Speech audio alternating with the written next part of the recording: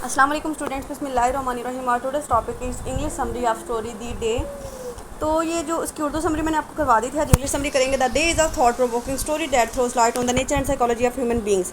कि ये एक बहुत ही ज़बरदस्त सी कहानी है और इसमें जो है ना इंसानों की जो नेचर और साइकोलॉजी होती है ना, उनकी जहनी कैफियत होती है, उसके बारे में जो है बताया गया है। Mrs Latheus was a well to do family lady, एक यानी काफ़ी जो है ना अच्छी खासी खातून थी ये Mrs Latheus. Her husband was a very considerate loving and caring fellow. उसका जो शोहर था वो भी बहुत ज़्यादा मोहब्बत करने वाला और ख्याल रखने वाला था। They had been married for almost last 20 years और सो। तकरीबन 20 साल जो थे उनकी शादी को गुजर चुके थे। They were living happy since their marriage. वो अपनी शादी से लेकर अब तक जो थे खुशहाल ज़िंदगी बसर कर रहे थे। बट 7 ईयर्स गो, लेकिन 7 साल पहले Mrs Latheus faced an emotional accident in her plain simple and happy life. They were staying in hotel Saint George in France in September on holiday tour. यानी एक लेकिन उनकी जो है ना ज़िंदगी में एक ऐसा वाक़या होता है कि जो उनकी जो है ना उसकी जो थिंकिंग होती है, उसके जो इमोशंस होते हैं ना, उनको उसको हिला के रख देते हैं मिसेस लथ्यूस के। कि एक दफ़ा वो फ्रांस में सितंबर के महीने में गर्मियों की छुट्टियां गुजारने के लिए जो ना उन्होंने स्टे किया होता है होटल सेंट जॉर्ज में। और वहाँ पे जो है ना उसके साथ एक वाक़या होता है। The receptionist give her Mr Latheus a letter address to Mr Latheus.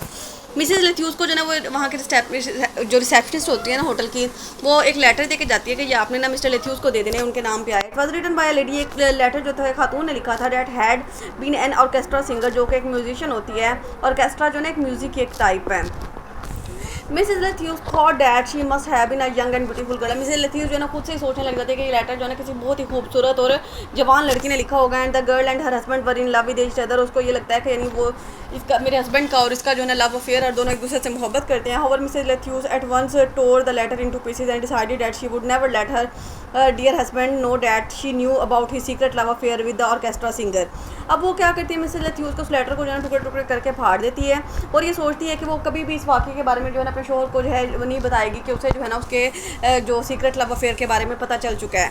Mrs Latheus had no child of her own. अब उसका जो है अपना कोई बच्चा नहीं होता। No doubt she was pregnant for 5 times in her married life. और अपनी शादीशुदा ज़िंदगी में वो 5 दफ़ा जो थे ना उसको प्रेगनेंसी हुई भी थी। Yet she miscarried all the time. So लेकिन उसका जो था ना मिस कैरिज हो जाया करता था, वो अपना बच्चा जो थी खो देती थी। So she could not give birth to baby. इस वजह से वो अपने बच्चे को पैदाइश नहीं दे सकी, मतलब 20 साल से बेऔलाद रही है। लाइक एवरी लेडी, हर खातून की तरह Mrs Latheus yearn to have a baby of her own. अब वो उसको बहुत ख्वाहिश होती है कि उसका जो है ना अपना बच्चा हो। But she was loved by her husband and her husband never blamed her for her miss carriage. अब लेकिन उसका शोहर जो है ना उसने कभी भी इस बात को उसको एहसास नहीं होने दिया। वो उसे बेपनाह मोहब्बत करता है और कभी भी उसने इस बात का इल्ज़ाम अपनी बीवी को नहीं दिया कि वो क्यों उसका जो है ना मिसकैरेज हो जाता है। He was in fact a very deeply loving and caring husband. वो बहुत जो अंदर हकीकत जो है ना गहरी मोहब्बत करने वाला और ख्याल रखने वाला शोहर होता है। Mrs Latheus was very imaginative lady. लेकिन ये जो है ना बहुत ख्याल आती है खातून होती है। Almost daily she imagine that her husband was enjoying a love meeting with orchestra singer. अब वो रोज़ जो है ना वो यही बात सोचने बैठ जाती है कि जब भी वो उसका शोहर घर से बाहर होता है ना कि वो जो है ना इस टाइम जो है अपनी महबूबा के साथ होगा, ऑर्केस्ट्रा सिंगर के साथ, और उसके साथ मोहब्बत कर रहा होगा। So much she imaginated that orchestra singer might refuse to give birth to any baby of Mr. Lethewes because she had to perform in different cities and continents। फिर वो खुद से ये सोचने लग रहे थे कि हो सकता है कि वो ऑर्केस्ट्रा सिंगर जो है ना उसके जो है ना बच्चे को पैदा ना करे, क्योंकि उसने तो मुख्तलिफ कॉन्टिनेंट्स में मुख्तलिफ सिटीज़ में जो जाके जो है परफॉर्म करना होता है। And it would be rather disturbing for her to have a baby and bring him up. तो कहते हैं कि अगर वो बच्चा पैदा कर भी लेगी तो उसके लिए मुश्किल बन जाएगी, उसके प्रोफेशन पर इससे बड़ा फ़र्क पड़ेगा कि वो कैसे उसकी परवरिश करेगी। And while she has to travel across the globe, क्योंकि उसने तो पूरी दुनिया में जो है घूमना होता है। Mrs. Lethewes even thought that if the orchestra girl would give birth to a child, she would herself get that baby and would adopt that baby as a child of her own because that indeed be the child of her loving husband। तो फिर वो खुद से ये फैसला कर लेती है कि अगर जो है उस ऑर्केस्ट्रा सिंगर का और मेरे शोहर का कोई बच्चा हो भी जाता है ना, तो वो उस बच्चे को जो है ना मैं अडॉप्ट कर लूँगी, मैं उसकी परवरिश करूँगी और बिल्कुल अपने बच्चे की तरह पालूँगी, क्योंकि वो मैं उस बच्चे से उसी तरह मोहब्बत करूँगी जैसे मैं अपने शोहर से मोहब्बत करती हूँ, क्योंकि वो भी तो मेरे शोहर की ही औलाद होगा ना।